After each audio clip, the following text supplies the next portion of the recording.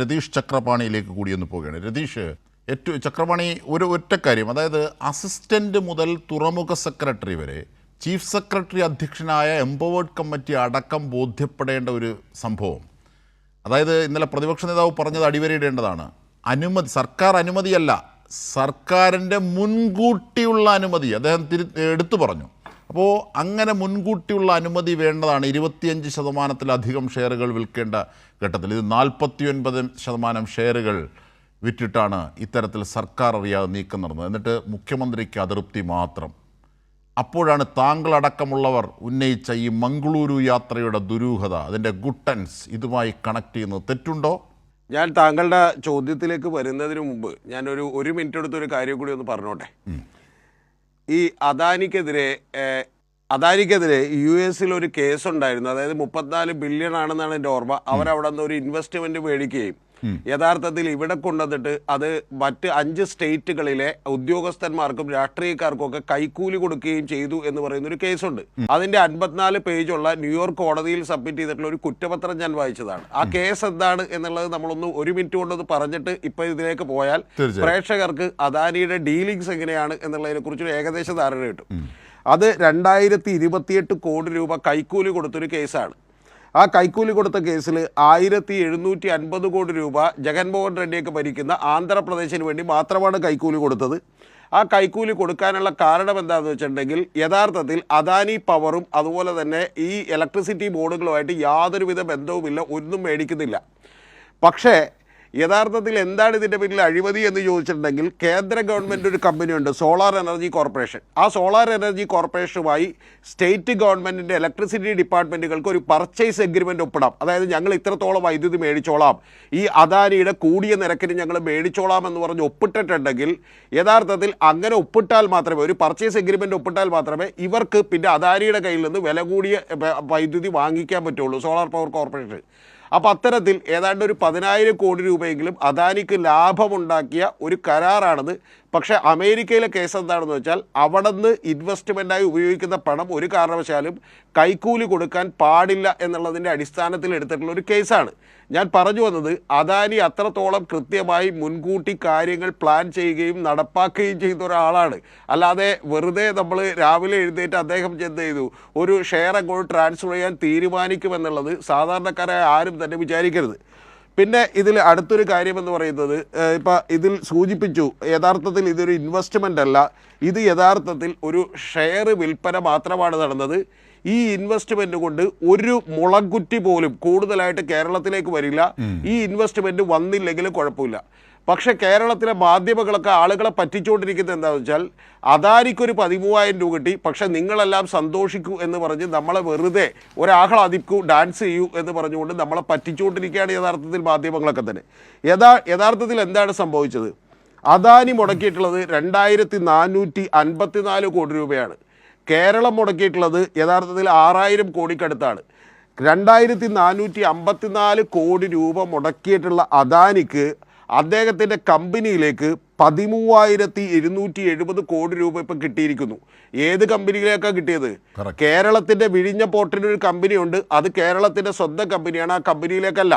ആ കമ്പനിയും അദാനി പോർട്ടുമായി സംസാരിച്ചതിന് ശേഷം അദാനി പോർട്ടിൻ്റെ ഒരു സബ്സിഡിയറി ആയിട്ടുള്ള ഒരു കമ്പനി, അതായത് AVPP ലിമിറ്റഡ് എന്ന് പറയുന്ന അദാനി വിഴിഞ്ഞ പോർട്ട് പ്രൈവറ്റ് ലിമിറ്റഡ് എന്ന് പറയുന്ന ഒരു കമ്പനി, ആ കമ്പനി ഇപ്പം ഈ കരാറ്, അതായത് ഇനി ആ കമ്പനിയിലേക്ക് ഇൻവെസ്റ്റ്മെൻറ്റ് വന്നാലും ഇല്ലെങ്കിലും അവർ യഥാർത്ഥത്തിൽ വിഴിഞ്ഞ പോർട്ടിന് വേണ്ടി പണമിറക്കാം എന്ന് പറഞ്ഞുകൊണ്ട് കേരള ഗവൺമെൻറ് കമ്പനിയുമായിട്ട്, വിഴിഞ്ഞ പോർട്ടിൻ്റെ കമ്പനിയുമായിട്ട് ഒരു കരാർ ഒപ്പിടുന്നു. ഈ 2 കമ്പനികൾ തമ്മിലാണ് കരാർ.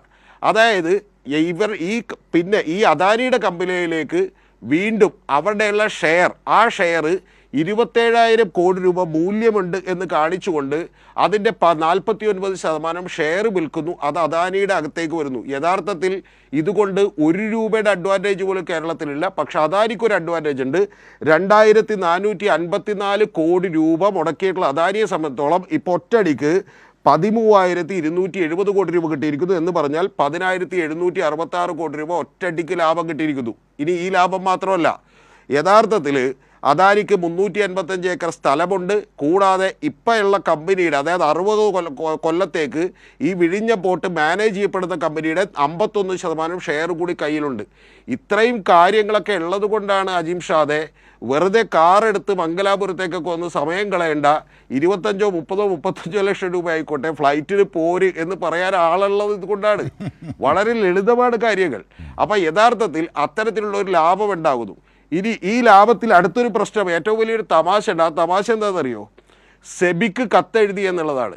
യഥാർത്ഥത്തിൽ ഈ സെബി ആരാണെന്ന് നമ്മളൊന്ന് പഠിക്കണ്ടേ? ഈ പറയുന്ന പോലെ എന്താണെന്നുള്ളത് നമ്മൾ പഠിക്കണ്ടേ?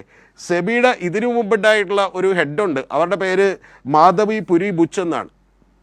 അവർ ആ സ്ഥാനത്തിരുന്നപ്പോൾ ഒരു വലിയ ആരോപണം വന്നിരുന്നു. ആരോപണം എന്താണെന്ന് അറിയാമോ? അദാനി മറ്റ് രാജ്യങ്ങളിലൊക്കെ തന്നെ ഷെൽ കമ്പനികൾ ഉണ്ടാക്കിയിട്ട് അദാനിയുടെ ഷെയർ മേടിക്കുന്നു. എന്തിനു വേണ്ടി? ഈ കേൾക്കുമ്പോൾ ജനത്തിനൊരു സംശയം ഉണ്ടാവും, എന്തിനാണ് ഞാൻ എൻ്റെ തന്നെ കമ്പനിയുടെ ഷെയർ മേടിക്കുന്നത്? ഷെയർ മേടിക്കുന്ന ഒരു കാര്യത്തിനാണ്. ഷെയറിൻ്റെ വാല്യൂ അങ്ങോട്ട് ഉയർന്നു വെച്ചിട്ടുണ്ടെങ്കിൽ ഒരു വലിയ ഗുണമുണ്ട്. ആ ഗുണം എന്താണ്? ബാങ്കിൽ കൊണ്ടുപോയി പണയം വെച്ചിട്ടുണ്ടെങ്കിൽ നമുക്ക് നിസാര ഇൻട്രസ്റ്റിന് ലോൺ കിട്ടും. യഥാർത്ഥത്തിൽ അങ്ങനെ 10,000 കോടി രൂപ ലോൺ എടുക്കാൻ പറ്റിയിട്ടുള്ള ഒരു കമ്പനിയാണ്. അതുകൊണ്ട് സെബിയുടെ വരാന്തയിൽ ചെല്ലണ്ട, സെബിയുടെ ഓപ്പോസിറ്റ് കാറ് പാർക്ക് ചെയ്ത് അദാനിയുടെ ഉദ്യോഗസ്ഥൻ ഇരിക്കുന്നുണ്ടെന്ന് അറിഞ്ഞിട്ടുണ്ടെങ്കിൽ അവിടെ നിന്ന് ആൾ വന്നിട്ട് ചോദിക്കും, എന്തെങ്കിലും ഒപ്പിട്ട് തരണോ, വല്ല അനുമതി ആവശ്യമുണ്ടോ എന്ന് ചോദിക്കും. അതാണ് കാര്യം. പിന്നെ മൂന്നാമത്തെ ഏറ്റവും പ്രധാനപ്പെട്ട കാര്യം, ഇനി കേരളത്തിലേക്ക് വന്നാൽ സതീശൻ ഇതുമായി ബന്ധപ്പെട്ട് പറഞ്ഞുകൊണ്ടിരുന്ന കാര്യം എന്താ? ഇതേവരെ ഇപ്പം ഈ കൂട്ടത്തിൽ, നമ്മുടെ കൂട്ടത്തിൽ ഒരു കോൺഗ്രസിൻ്റെ പ്രതിനിധി ഇരിക്കേണ്ടത്, അദ്ദേഹത്തിന് പോലും അറിയില്ലല്ലോ സതീശൻ എന്തിനാണ് മംഗലാപുരത്തേക്ക് അതിരാവിലെ അർജൻറ്റായി. ഇന്ന് വരെ കേരളത്തിൽ ഒരു രാഷ്ട്രീയ നേതാവ് പോയിട്ട്, ഞാൻ പറയുന്നു വലിയ കോടീശ്വരനായിട്ടുള്ള യൂസഫ് അലി പോലും തൊട്ടടുത്ത കർണാടകത്തിലേക്കൊരു ഈ പറയുന്ന പോലെ ചാർട്ടർ ചെയ്ത ഫ്ലൈറ്റിൽ പോയിട്ടുണ്ടാവില്ല. അങ്ങനെ പോയിട്ടില്ലാത്തൊരു സ്ഥലത്ത് കേരളത്തിൻ്റെ പ്രതിപക്ഷ നേതാവ് ഈ ഒരു 30-35 ലക്ഷം രൂപ കൊടുക്കുന്ന ഒരു യാത്ര നടത്തുന്നു. യാത്ര നടത്തിയിട്ട് പറയുന്ന വിശദീകരണം എന്താണെന്നറിയാമോ? അതാണ് ഏറ്റവും വലിയ തമാശ. ആര്യാടൻ്റെ ഒരകന്ന ബന്ധുവിനെ അവിടെ വെച്ച് എന്താണ്, മൊഹിയുദ്ദീനെയും അതുപോലെ മറ്റൊരാളെയും കാണണമെന്ന് പെട്ടെന്നൊരു ഉണ്ടിരിക്കുമ്പോൾ നായർക്കൊരു വിളിയുണ്ടായി എന്ന് പറയുന്ന പോലെ ഒറ്റടിക്ക് പെട്ടെന്നൊരു വിളിയുണ്ടായി. എന്ത് ചെയ്തു? രാവിലെ എഴുന്നേറ്റ് ഫ്ലൈറ്റ് ചാർട്ടർ ചെയ്ത് അങ്ങോട്ട് പോയി എന്നുള്ളതാണ്. ഇതാരെങ്കിലും വിശ്വസിക്കുമോ? ഇനി മൂന്നാമത്തെ കാര്യം, ഏറ്റവും പ്രധാനപ്പെട്ട കാര്യം എന്താ? ഇന്ന് ഗവൺമെൻറ് ചെയ്തിരിക്കുന്ന ഒരു കാര്യം എന്താ? അതൃപ്തി അറിയിച്ചിരിക്കുന്നു. സത്യത്തിൽ ആ ലെറ്റർ നമ്മളാരും കണ്ടിട്ടില്ല. ആ ലെറ്റർ പുറത്തേക്ക് വരുമ്പോൾ വളരെ വിശദമായി എനിക്ക് കാണണമെന്നൊരു കൗതുകമുണ്ട്. ആ കൗതുകം എന്തുകൊണ്ടാണെന്നറിയാമോ ജിംഷേ? പണ്ട് നമ്മുടെ രേവന്ത് റെഡ്ഡി ഇങ്ങോട്ട് ഒരു കത്ത് എഴുതിയപ്പോൾ നമ്മുടെ മുഖ്യമന്ത്രിക്ക് താഴെ വെച്ചല്ലോ പോമോനെ വിജയ എന്ന് പറഞ്ഞ്, അതുപോലെ ഒരു ക്യാപ്ഷൻ മിക്കവാറും സതീശൻ കൊടുത്തിട്ടുണ്ടാവും. എന്താണെന്ന് വെച്ചിട്ടുണ്ടെങ്കിൽ, ഈ സതീശ മാമനോടൊന്നും തോന്നല്ലേ കിരൺ അദാനി മോനെ, ഇതൊക്കെ ഒരു നമ്പറായിട്ട് ഞാൻ ചെയ്തതാണ് എന്നുകൂടി എഴുതി വെച്ചിട്ടുണ്ടാവും. അപ്പോൾ ആ ലെവലിൽ ഈ പറയുന്ന പോലെ കാര്യങ്ങളൊക്കെ ചെയ്തിട്ട് ആളുകളെ വിഡ്ഢിയാക്കുന്ന ഒരു പരിപാടിയാണ്. അതിൻ്റെ ഏറ്റവും ആദ്യം ഞാൻ പറയുന്നത്, നമ്മുടെ ഈ നാട്ടിലെ മാധ്യമങ്ങൾ, പ്രത്യേകിച്ച് മനോരമ എഴുതിയിട്ടുള്ള ഒരു ഹെഡിങ് ഉണ്ട്. ഞാൻ അമ്പരന്ന് പോയി പിറ്റേ ദിവസം പത്രം കണ്ടപ്പോൾ.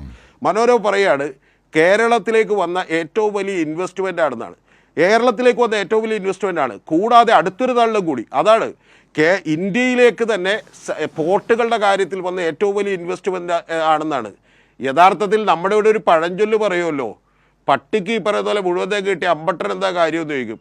അദാനിക്ക് കാശ് കിട്ടി, അദാനി ആ കാശും കൊണ്ട് പോകുന്നു എന്നുള്ളതുകൊണ്ട് യാതൊരു പ്രയോജനവും കേരളത്തിലില്ല. ഒന്ന്.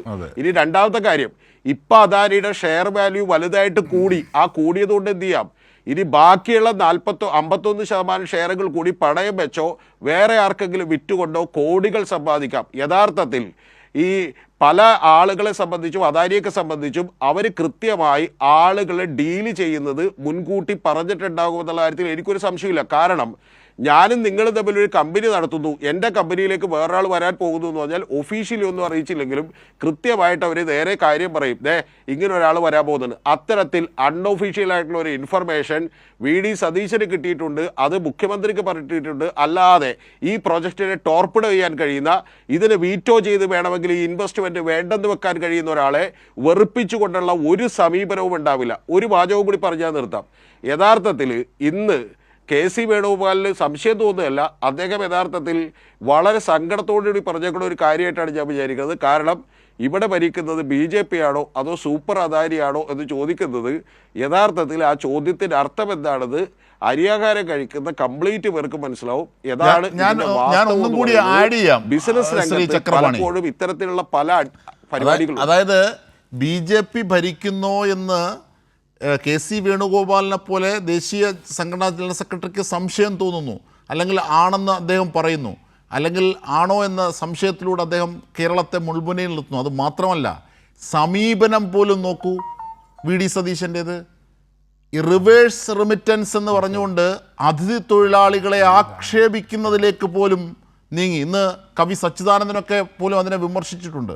അപ്പോൾ ഇവിടെ വന്ന് ജോലിയെടുക്കുന്ന പ്രവാസി സമൂഹമായി ലോകത്ത് മുഴുവൻ ജോലി ചെയ്ത് ജീവിക്കുന്ന കേരളീയൻ്റെ മുഖ്യമന്ത്രി പറയുകയാണ്, ഇവിടെ അതിഥി തൊഴിലാളികളായെത്തുന്നവർ റിവേഴ്സ് റെമിറ്റൻസിലൂടെ ഇവിടുത്തെ പണം മുഴുവൻ കൊണ്ടുപോവുകയാണെന്ന്. സാധാരണ BJP നറേഷനാണത്. അത് പരസ്യമായി പറയുന്നു വി ഡി സതീശൻ. ആ സമീപനത്തിലേക്ക് പോലും നീങ്ങി. താങ്കൾ കേട്ടിരിക്കുമല്ലോ അത്. അല്ല, തീർച്ചയായിട്ടും അത് യഥാർത്ഥത്തിൽ ഒന്ന് ആലോചിച്ച് നോക്കണം. ലോകത്തെമ്പാടും ഉൽപ്പാദിപ്പിക്കപ്പെടുന്ന ഈ പറയുന്ന വംശീയതയുടെയൊക്കെ ഒരു എലമെൻ്റ് ഉള്ള രീതിയിലുള്ള ഒരു സംഭാഷണമാണ് നടത്തിയത്. യഥാർത്ഥത്തിൽ എന്താണ് അദ്ദേഹം പറഞ്ഞിട്ടുള്ളത് ഒന്ന് ആലോചിച്ച് നോക്കണം. ഒരു കേരള മുഖ്യമന്ത്രി ഒരിക്കൽ പോലും പറയാൻ പാടില്ലാത്തൊരു വാചകമാണ്. കാരണം എന്താ, ഇന്ത്യൻ ഡയസ്പോറ എന്ന് പറയുന്നതിന് ഏതാണ്ട് 3.5 കോടിയോളം വിദേശത്തുണ്ട്. 55 ലക്ഷത്തോളം പേര് അമേരിക്കയിലുണ്ട്. അതുപോലെ തന്നെ കേരളത്തിൻ്റെ മാത്രം കാര്യമെടുത്താൽ ഏതാണ്ട് 21 ലക്ഷം മുതൽ 34 ലക്ഷം വരെയുള്ള ആളുകൾ വിദേശത്തുണ്ട്. എന്ന് പറഞ്ഞാൽ അജിം ഷാദെ, ആ 34 ലക്ഷം, ആകെ 82 ലക്ഷം കുടുംബങ്ങളെ കേരളത്തിലുള്ളൂ എന്ന് ആലോചിക്കണം. അതിൽ 34 ലക്ഷം ആളുകൾ വിദേശത്ത് നിന്ന് പണം കൊണ്ടുവന്ന് ഇങ്ങോട്ട് അയക്കുമ്പോൾ യഥാർത്ഥത്തിൽ അന്നാട്ടിലെ ആളുകളും പറയുകയാണ്, ഇവർ നമ്മുടെ പണം കൊണ്ടുവന്ന് പോവുകയാണ്, ഇത് നമ്മുടെ എക്കോണമി അപകടത്തിലാക്കുകയാണെന്ന് വിചാരിച്ചാൽ എന്തായിരിക്കും കേരളത്തിൻ്റെ അവസ്ഥ? ഇത്രമാത്രം ശുഷ്കിച്ച, വളരെ ഈ പറഞ്ഞ പോലെ വളരെ മോശപ്പെട്ട ഒരു ചിന്താഗതിയിലേക്ക് മുഖ്യമന്ത്രി എത്തുകയും മുഖ്യമന്ത്രി യഥാർത്ഥത്തിൽ സംസ്ഥാനങ്ങൾ തമ്മിലുള്ള ഒരു വൈരം അല്ലെങ്കിൽ വർദ്ധിപ്പിക്കുകയും ചെയ്തു. സത്യത്തിൽ എന്താണ് സംഭവിച്ചുകൊണ്ടിരിക്കുന്നത്? കേരളത്തിൻ്റെ ഈ പറഞ്ഞ പോലെ നിലവാരം ഉയർന്നതുകൊണ്ടാണ് അത്തരം ജോലികൾക്ക് ഇവിടെ ആളെ കിട്ടാത്തതും യഥാർത്ഥത്തിൽ അത്തരം ജോലികൾ ഇവിടെ എടുക്കാത്തതും. അത് നമ്മുടെ മെറിറ്റായി കാണണം. ഇപ്പോൾ അമേരിക്കയിൽ നിങ്ങൾ പോയാൽ സ്വാഭാവികമായിട്ട് അവിടെ കൂടുതൽ സമയം ജോലി ചെയ്യുന്ന ആളുകൾ തീർച്ചയായിട്ടും ഇന്ത്യക്കാരോ മറ്റുള്ളവരായിരിക്കും. അമേരിക്കക്കാരങ്ങനെ ജോലിയില്ല. അതൊരു രാജ്യത്തിൻ്റെ ഡെവലപ്മെൻറ്റാണ്.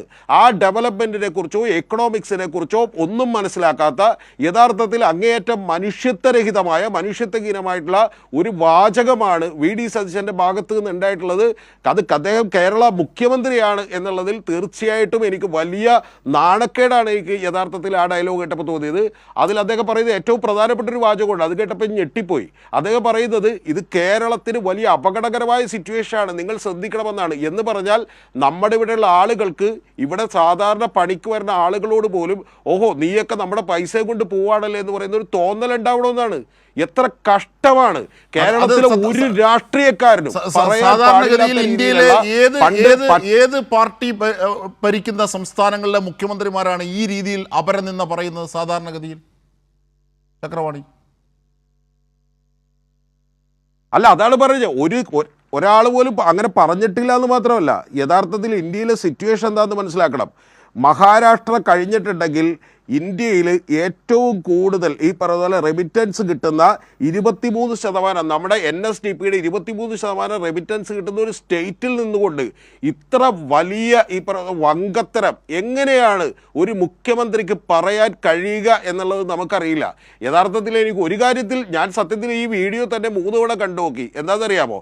അദ്ദേഹം ഇനി ഇരുന്നിട്ട് രഹസ്യമായിട്ട് പറഞ്ഞതാണോ അതോ നിന്നിട്ട് പറഞ്ഞാണോ എന്നറിയാം. കാരണം നിൽക്കുമ്പോൾ ഒരു നിലപാടും ഇരിക്കുമ്പോൾ വേറെ നിലപാടുമാണല്ലോ. റെജി ചെറിയാനടക്കം അത് അനുഭവിച്ചതാണ്.